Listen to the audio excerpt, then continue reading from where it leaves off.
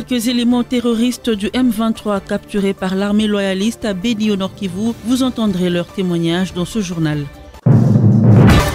Dans les Hauts-Katanga, la coordination des mouvements citoyens et associations monte au créneau et fustige les allégations de l'IGF sur des présumés cas de détournement des fonds à la Société immobilière du Congo, SIMCO. Pour cette structure, l'IGF devrait présenter des excuses. Des offres généreuses pour les abonnés et futurs abonnés de Canal+, un cadeau pour bien passer les fêtes de fin d'année. Nous sommes ensemble pour une demi-heure d'actualité sur Digital Congo Télévision. Bonsoir à vous tous et bienvenue.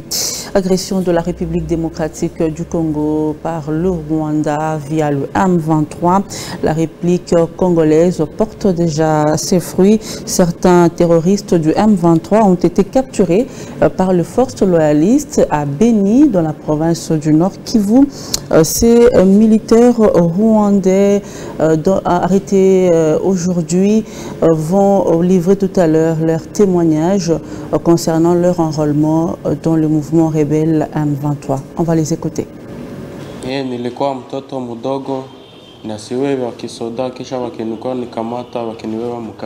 J'étais un enfant. On m'avait capturé par les M23. Ces derniers m'ont promis, dès qu'on arriverait à Rubaya et Goma, ils vont nous payer.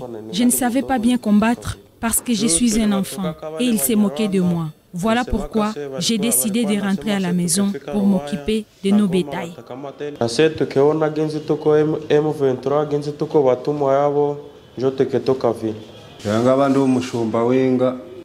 Moi, j'étais berger de vaches lorsque les rebelles du M23 m'avaient trouvé pour m'enrôler des forces dans la rébellion. Le M23 m'avait pris des forces, là où j'étais à Boucha, et depuis ce jour-là, je n'ai plus revu ma famille. Dans cette guerre à laquelle nous avons participé ici au Congo, les corps des militaires rwandais qui mouraient au front étaient rapatriés pour enterrement au Rwanda. Mais ceux de nos frères congolais avec qui nous étions dans les M23 étaient abandonnés pour être mangés par des chiens dans la forêt. C'est lorsque j'ai vu que la situation devenait insupportable dans la rébellion que je me suis rendu au FRDC. Toroka ku M23 nikajirandre ku FRDC parce que nilikuwa natatizwa na bashefu yangu. On m'a enrôlé par les M23, mais ils me maltraitaient aussi. Voilà pourquoi je viens de fuir les M23. Je ne mangeais pas bien. Ila tu walikuwa natumoralize que tutalipiwa tukisha kamata Goma. Moi, Nkurunziza Juvenal, je sensibilise les militaires du Rwanda à ne pas sacrifier leur vie pour les intérêts personnels de Kagame. Ça ne sert à rien. Ils demandent aux militaires rwandais de venir piller la richesse du Congo, les minerais, avec la couverture de venir protéger les Tutsis qui seraient marginalisés en RDC. Cela n'est que mensonge, car le pillage des minerais est la vraie raison de cette guerre. À Kinshasa, le ministère du Transport, Voies de communication et désenclavement annonce l'interdiction de navigation sur le fleuve Congo de plusieurs bateaux, embarcations et personnels navigants, dont 102 bateaux en bois, 37 en acier et 246 personnels navigants. Face à la presse, le ministre Ekila a fait savoir que cette mesure vient en réponse à la récurrence des naufrages sur le fleuve Congo. Reportage Josué Ngoy. Plusieurs bateaux, embarcations et personnels navigants n'ayant pas de titre sont interdits de navigation sur le fleuve Congo. C'est ce qu'a annoncé le ministre des Transports, Voies de communication et désenclavement Marc Ekila face à la presse ce mercredi 1er novembre 2023. Cette mesure vient en réponse à la récurrence des naufrages sur le fleuve Congo, dont parmi les derniers on compte la baleinière Boyeka et le MB Mapamboli qui ont à eux deux fait près de 100 morts et plusieurs disparus dans la province de l'Équateur. Les conclusions partielles d'une mission d'enquête sur place ont démontré que plusieurs embarcations ne respectaient pas les normes, mais aussi des personnels navigants de ces bateaux exerçaient sans titre de navigation. Cette même mission d'enquête présente des tristes statistiques faisant état de 644 décès depuis le début de l'année 2023 à cause des naufrages d'embarcations surchargées dans cette partie du pays. Le ministre de l'Industrie, Julien Paluku Kaundia, et le ministre de la Communication et Médias et porte-parole du gouvernement, Patrick Mouyaya, ont co-animé le 31 octobre dans la salle de presse de la RTNC un briefing de presse autour des réformes engagées dans le secteur de l'industrie depuis la prise de fonction du chef de l'État, Félix Antoine Tshisekedi. Le patron de l'industrie a présenté un bref bilan et projeté des perspectives d'avenir pour l'industrie congolaise. On va suivre.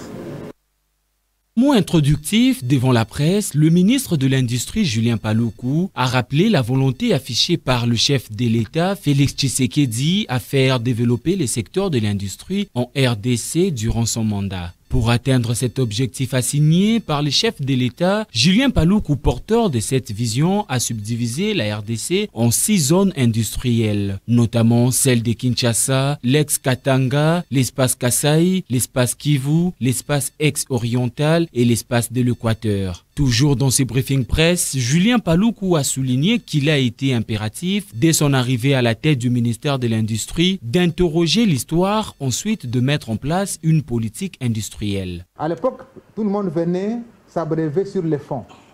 Mais qu'est-ce que nous avons fait? Nous avons rabaissé d'abord les taux d'accès au fonds du FPI de 10-12% à 6%. Et pour les jeunes et les femmes, nous avons rabattu les taux à 4%. Maintenant, il s'est posé une autre question de la garantie. Un jeune entrepreneur qui veut demander 100 000, 200 000, 300 000, il n'a pas de maison, il n'a pas d'hypothèque. Qu'est-ce qui a été fait? Le gouvernement a trouvé la réponse en créant ce qu'on appelle les fonds de garantie de l'entrepreneuriat congolais. Le ministre de l'Industrie a aussi expliqué le bien fondé de chaque zone industrielle, entre autres la zone pilote de Maluku, avec l'inauguration par le président de la République de la première usine de fabrication des carreaux et des faïences, celle d'Akula, qui a la mission de reprendre toute la production agro-industrielle de l'espace Équateur et en faire un des producteurs de pneus. Je vous l'annonçais au début de ce journal, la coordination des mouvements citoyens et associations basées à Lubumbashi dans la province du Haut-Katanga s'est exprimée au sujet des allégations de l'inspection générale des finances sur des présumés cas de détournement de fonds dans le compte de la société immobilière du Congo Simco par les mandataires, agents et cadres de la GECAMIN. Pour cette structure, l'IGF doit éviter de se transformer en une institution de règlement de comptes politiques. Elle demande également à l'IGF de présenter des excuses publiques pour laver l'image de tous les mandataires et agents. On va écouter Jean-Luc Capin, membre de cette coordination, dans ses propos recueillis par Ruth Ngompoende.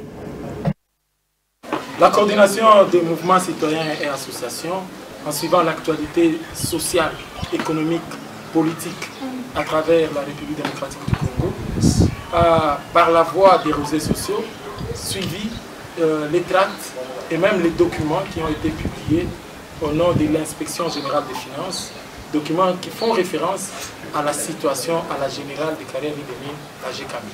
Nous, la coordination des mouvements citoyens, nous demandons à l'inspection générale des finances de présenter des excuses publiques pour laver l'image de tous ces mandataires, tous ces agents de la générale des carrières et des mines qui ont été jetés en pâture par cette dénonciation qui n'a pas les odeurs d'un détournement comme il s'est dit dans les réseaux sociaux. Nous demandons également à l'inspection générale des finances de pouvoir fournir des explications détaillées sur la manière dont ces opérations ont été effectuées. Parce que nous savons que depuis près de 3 ans, les inspecteurs de l'IGF sont dans toutes les entreprises du portefeuille. Et qu'avant cette opération, il y a eu un contrôle a priori qui a été effectué. Et c'est après ces contrôles que l'IGF a donné son aval pour que les 5% de ces 211 millions de dollars puissent être versés dans le compte de la GECAMIN et qu'il y ait, n'est-ce pas, 71 millions de dollars qui ont été versés dans le compte du Trésor public en guise de taxes et d'impôts. Nous demandons également que l'IGF ne puisse pas transformer cette institution en un instrument de règlement de comptes politique.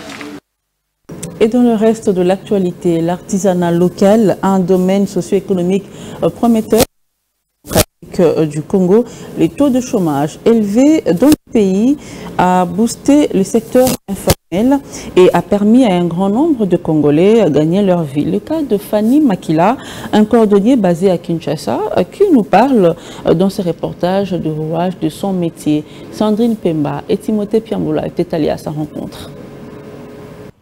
L'artisanat, un secteur socio-économique de plus en plus prometteur en République démocratique du Congo. Le taux de chômage élevé que connaît le pays a poussé un grand nombre de Congolais à être imaginatifs et créatifs afin de gagner leur vie et se mettre à l'abri de la précarité. La filière de la cordonnerie et la maroquinerie fait partie de ces secteurs artisanaux, bien que considérés comme un métier des ratés, des pauvres et de ceux qui ne sont pas allés loin dans les études, demeure une véritable source d'autonomie financière pour de nombreuses familles congolaises. C'est le cas de Fanny Makila. Ces derniers a compris cet état des choses. Ce Quinois, la quarantaine révolue, est cordonnier depuis plus de 20 ans et a fait de cette profession artisanale son gagne-pain. Sans gêne, c'est chaque matin que le cordonnier Fanny Makila s'élève avec un nouveau défi pour sa cordonnerie située sur l'avenue Botango dans la commune d'Elemba. Réparer et fabriquer des chaussures, sacs et autres accessoires de mode est son quotidien. Comme dans tous les corps des métiers, la cordonnerie n'est pas à l'abri des difficultés, comme nous l'explique cet entrepreneur et surtout les faits qu'il soit marginalisé.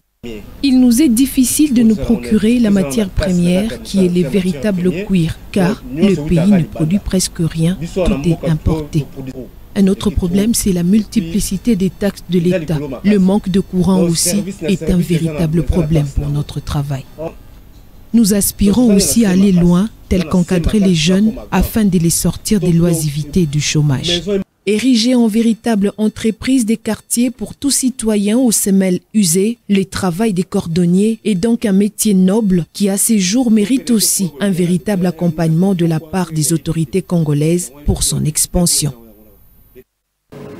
C'est hier, mardi, que la CENI a publié tard dans la nuit la liste définitive des candidats à l'élection des députés provinciaux. Au total, 710 requêtes ont été déposées auprès des cours administratives d'appel. Après traitement, 95 ont été jugées recevables et fondées, 156 recevables et non fondées et 439 irrecevables. Par ailleurs, la CENI rappelle aux médias, candidats indépendants et aux partis politiques que la campagne électorale est prévue du 19 novembre au 18 décembre 2023. Et puisqu'on parle des élections, dans un message, Moïse Katumbi, président du parti politique Ensemble et candidat à la prochaine présidentielle, salue l'attitude de la CENI et de la Cour constitutionnelle pour le traitement équitable dont elles ont fait montre dans les traitements des dossiers de candidature à l'élection présidentielle. Et il les exhorte à garder la même attitude pour le reste du cheminement électoral. On va écouter Moïse Katumbi dans cet extrait choisi par Bénédicte Ndembe. J'aimerais féliciter les autres candidats à l'élection présidentielle pour la sélection de leur candidature et leur rappeler que nous sommes tous filles et fils de ces pays. Nous ne sommes pas des ennemis, mais simplement des adversaires politiques. Les élections ne peuvent et ne doivent pas être à la base des divisions, mais plutôt à la confirmation de notre maturité politique en tant que filles et fils d'une même nation. J'en appelle donc à la cohésion et à l'unité nationale, si chèrement acquises et qui sont mises à mal par des antivaleurs, notamment le tribalisme et le népotisme. Malgré tant de mensonges, d'intoxication, de diabolisation, de montages grossiers et de manipulation à mon égard, vous avez continué à faire confiance en ma modeste personne. En dépit des intimidations, de menaces et de turbulences de tout genre, vous n'avez pas baissé le bras et vous avez milité avec détermination pour que la CENI et la Cour constitutionnelle travaillent dans le strict respect de nos lois lors de l'analyse et du traitement de dossiers de candidats à l'élection présidentielle. Retrouvez l'intégralité de ce message juste après ce journal. L'ISP Bandundu-Ville a clôturé l'année académique 2022-2023 en lançant sur le marché d'emploi 650 lauréats respectivement licenciés et gradués en sciences des lettres exactes et sciences humaines. Le directeur général de l'ISP appelle, le professeur Pangou appelle les parents à inscrire leurs enfants à l'ISP Bandundu. Reportage Benoît de Groftal.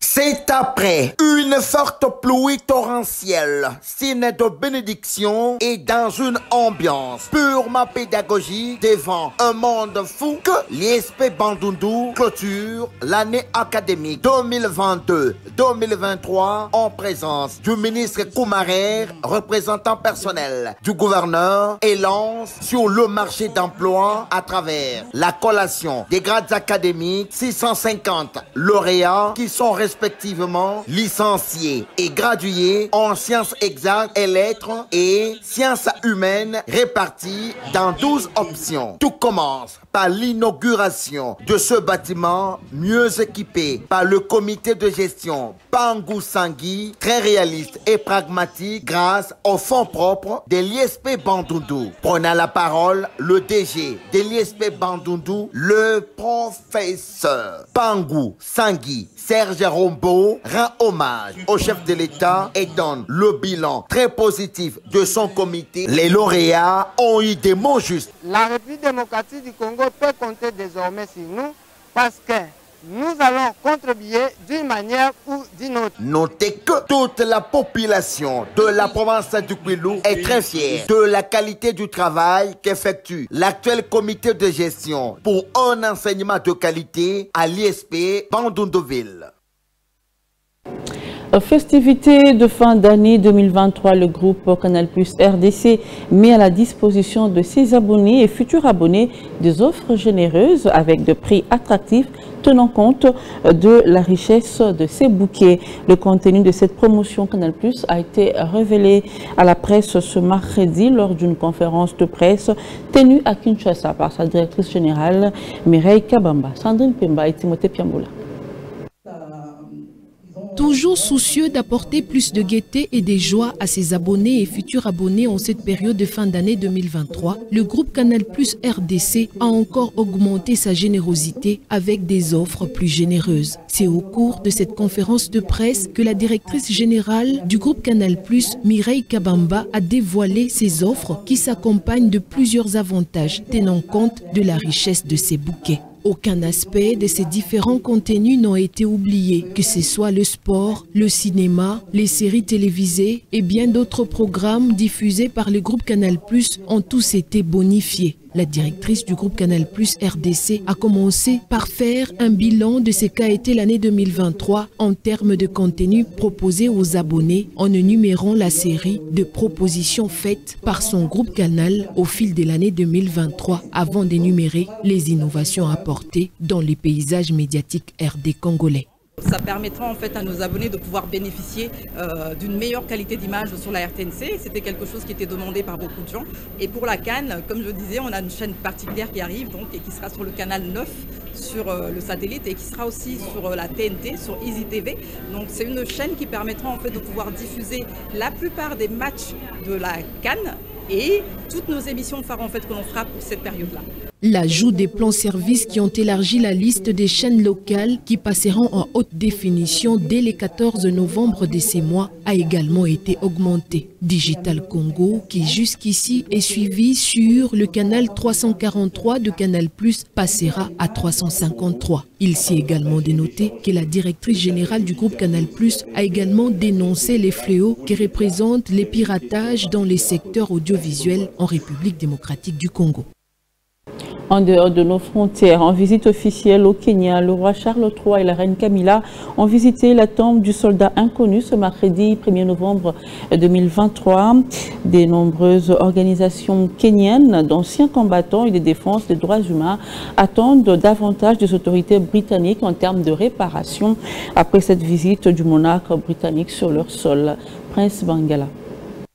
Aux côtés du président William Ruto, le roi Charles III et la reine Camilla déposent une gerbe de fleurs sur la tombe du soldat inconnu. Au Jardin de la Liberté de la capitale Nairobi, le lieu où a été hissé en décembre 1963 le drapeau du Kenya indépendant à la place de l'Union Jacques-Britannique. Profitant de sa présence au pays, de nombreuses organisations kenyanes d'anciens combattants et de défense de droits humains attendent davantage des autorités britanniques qui n'ont pour l'instant exprimé en 2013 de regrets sincères pour les violences coloniales du Kenya. L'un des épisodes les plus meurtriers est la révolte de Mau Mau, dont la répression par le pouvoir colonial britannique a fait plus de 10 000 morts entre 1952 et 1960. 32 colons avaient également été tués. Après des années de procédure, Londres avait accepté de dédommager plus de 5 000 Kenyans victimes d'abus pendant l'insurrection Mau Mau. Après déduction de frais de justice, chacun avait reçu environ 2600 livres, l'équivalent de 3 000 €. Le couple royal doit séjourner pendant 4 jours à Nairobi avec au programme de rencontres avec la jeunesse kenyane, la visite d'une forêt et d'un orphelinat d'éléphants.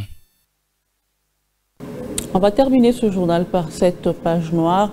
Digital Congo a rendu ses derniers adieux à un de ses agents, Adrien Menani, décédé à l'âge de 67 ans. Adrien Menani était un agent modèle dont tout le monde garde de bons souvenirs. Il a rendu de bons et loyaux services à Digital Congo durant 23 ans. Amina Mouacha et Jonathan Ibondo. À la morgue de l'hôpital Mama Yemo, que les agents de Digital Congo ont assisté à la cérémonie d'adieu de l'un de leurs, Adrien Menani, décédé le 26 octobre dernier. À part les journalistes et ses collègues de Digital Congo, étaient présents également sa famille, ses proches, amis et connaissances. Né le 7 octobre 1956 à Mbanza-Ngungu, dans le Congo central, Adrien Menani était troisième d'une famille de 3 enfants dont il était l'unique garçon. Engagé à Digital Congo depuis l'année 2001, Adrien Menani a rendu ses loyaux services durant 23 ans, dont il fut l'un des agents modèles, comme en témoignent certains séjours. Engagé tout d'abord comme cuisinier, Adrien Menani est passé par plusieurs services. C'est au cimetière de Kitambo où il reposera désormais en paix. Adieu, Adrien Menani. C'est la fin de ce journal. Merci de l'avoir suivi et très bon suite de programme sur nos antennes.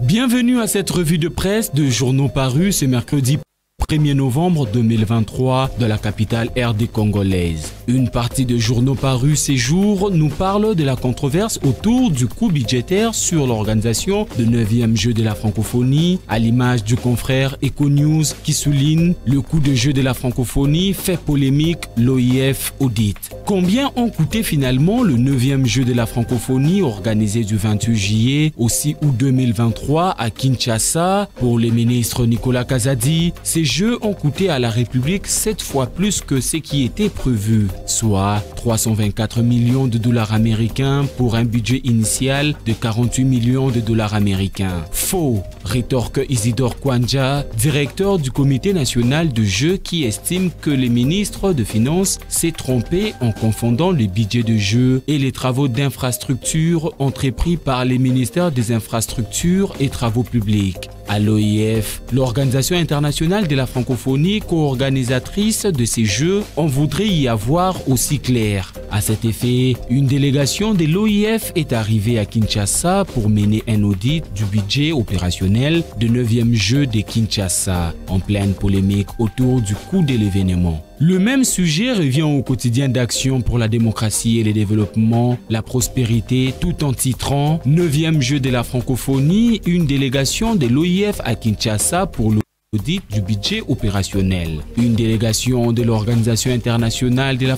francophonie est arrivé à Kinshasa la nuit des dimanche 29 octobre 2023 pour l'audit du budget opérationnel alloué à l'organisation du 9e Jeu de la francophonie du 28 juillet au 6 août dernier. Conduite par Zeina Mina, directrice du comité international de Jeux de la francophonie, la délégation a été accueillie par les directeurs du comité national, Isidore Kwanjangembo. Nous sommes en mission après-jeu. Je suis accompagné par un commissaire au compte de la Direction générale des finances publiques françaises pour effectuer un audit sur le budget opérationnel du 9e Jeu de la francophonie, a dit Zeina Mina à la presse. Autre registre, l'IGF découvre un détournement de 10 millions de dollars américains de la GECAMIN via la filiale Simco. Manif de colère mardi à Lubumbashi, Likasi et Kolwezi, le tête des administrateurs Lukama et Mouine réclamés, rapporte Africa News. Le jeune de Lubumbashi, Likasi et Kolwezi, dans la province du Haut-Katanga, réclame la révocation de Guy Robert Lukama Nkunzi et Léon Mouine Kabiena, respectivement président et membre du conseil d'administration de la GECAMIN. Les deux personnalités sont accusées de détournement de fonds et surtout de s'être octroyés des avantages sociaux mirobolants au détriment des agents et cadres de l'entreprise. Les structures de jeunes, dont la Ligue de jeunes de l'UDPS de la Fédération Lubumbashi 2, les associations socioculturelles, la société civile ont organisé mardi 31 décembre dernier à Lubumbashi une marche de colère à l'issue de laquelle ils ont fait une déclaration pour exiger la démission de Guy Robert Lukama, président du conseil d'administration de la GECAMIN, et de Léon Mouine, membre du conseil d'administration. À Kinshasa, signature d'un accord de principe entre le gouvernement de la transition du Tchad et les partis politiques Le Transformateur, a titré le confrère L'Avenir. Le président Félix Tshisekedi, le facilitateur désigné de la communauté économique des États de l'Afrique centrale, CEAC, pour le processus de transition en République du Tchad, porte à l'intention de l'opinion nationale et internationale qu'il s'est tenu en date du 31 octobre 2023 à Kinshasa, la capitale de la République démocratique du Congo, la cérémonie relative à la signature d'un accord de principe entre le gouvernement de la transition de la République du Tchad, représenté par M. Adberaman Koulamala, ministre de la Réconciliation et de la Cohésion sociale, et les partis politiques Le Transformateur, représentés par son président, le Dr Success Masra. La mission de facilitation de la CEAC pour le processus de transition au Tchad compte sur la bonne foi de partis à cet accord pour sa mise en œuvre effective. Terminons avec le phare qui évoque la zone de libre-échange continentale africaine en RDC. Sama Lukonde lance le forum exposition des sensibilisations. Le Premier ministre Jean-Michel Sama Lukonde a ouvert les travaux du forum exposition des sensibilisations sur la zone de la libre-échange continentale africaine, ZLECAf, hier mardi 31 octobre 2023 au Sultani River Hotel. Dans son discours d'ouverture, le Premier ministre Sama Lukonde a souligné que la mise en œuvre de la ZLECAf est une étape cruciale vers l'intégration économique de l'Afrique. On ne le dira jamais assez, tirer profit de la ZLECAf renvoie à une dynamique inclusive des acteurs de tous les horizons de la société, opérateurs économiques, femmes, jeunes, universités, société civile et bien d'autres parties prenantes de la vie nationale. Le gouvernement de la République, prenant la mesure de la situation, se plie continuellement à l'exigence, comme vous pouvez vous en rendre compte une fois de plus à travers le présentes assises, d'associer autant que possible toutes les parties prenantes concernées dans la mise en œuvre de la ZLECAf, en l'occurrence le secteur public, le secteur privé, la société civile, le monde scientifique et les partenaires au développement, a déclaré le chef du gouvernement. Madame, Messieurs, merci d'avoir suivi cette revue de presse.